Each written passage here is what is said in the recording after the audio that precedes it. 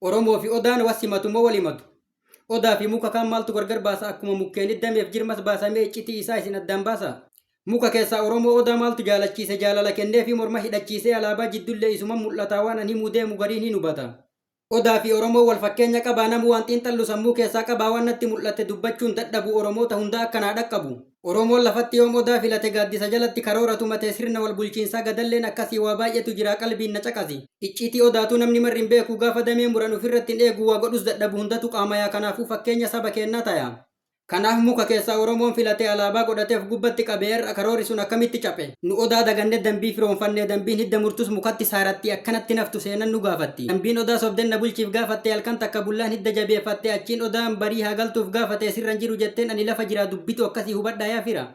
Guyyaa lama booda jirmatti marattee garaa laafuu kennan baasni nu mudattee dubbitu akkasii yaa kana hubatte. Torbii takka booda Odaa wal qixxooftee matatti marattee hiddumaan buqqifti keessummaa yoo bulchan booddee si kuffifti. Boodarra kuffiftee soorata godhatti ofii hidda qabdii nagayaan jiraatti saba koo Oromootu numa fakkaatti. Oromoo saba koo dhaamsi koo sii galaa kenna horma dhiisee ufumaa wal lolaa akkana wal godhuun booda foonuu tola. Akki itti jirru yoomuu nun guddisuu fi wal qoqqooduun diinaa wal kuffisuu namni qalbii qabu seenaa haa dubbisu. Oromoo saba koo wal faallaan dhaabannu kakalee seenaadhaa har'a hin agarree dhiini saba keetii maaliif sin mararre. Aanoleef calanqoo kakalee seenaadhaa jettee qofa namarraa dhageenne achirrallee hafnee nagayaan hin teenne rakkoo fi gadadoon nurratti wal ga'e haadha ulfa qabdu ulfi garaa ba'e.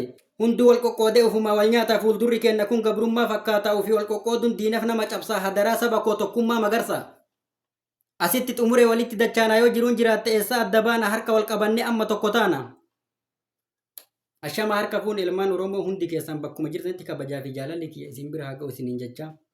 Wal qoqqooduun gandummaa wal qoqqooduu kennatu waan kana hunda nurratti fidee jechuudha. Oromoon akka Oromootitti wal qabate diina isaa ka ofirraa ittisu taate diinni eessallee homaa nama godhuu hin danda'u jechuudha. Kaleessarraa kaasee hanga har'aa kan boochisaa jiru Oromooma malee diinaa miti jechuudha. Dhugaa rabbii. Kalee fi har'allee ka wal cabsee wal miidhee wal butuche Oromoodha malee diinaa miti. Diinni homaa nu godhuu hin danda'u odoo nuti wal qabanne tokko taanee tokkummaa kennan ka wal qabannu taate diinni eessallee dhufee waan nu godhuu hin danda'u. Kanaafuu ani akka nama tokkootitti wanni dhaamu yoo jiraate tokkummaa qofa. Kaleerraa kaanee dheengaddarraa kaanee booyuu malee takkaa tasgabbiin arganne jechuu biyya keenya irratti lafa keenya irratti. Kana hunda ka fide nuti wal qoqqooduu kenna ofii wal nyaatudha.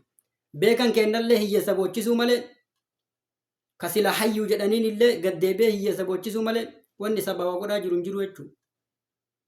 Kana hunda ka fide Oromoon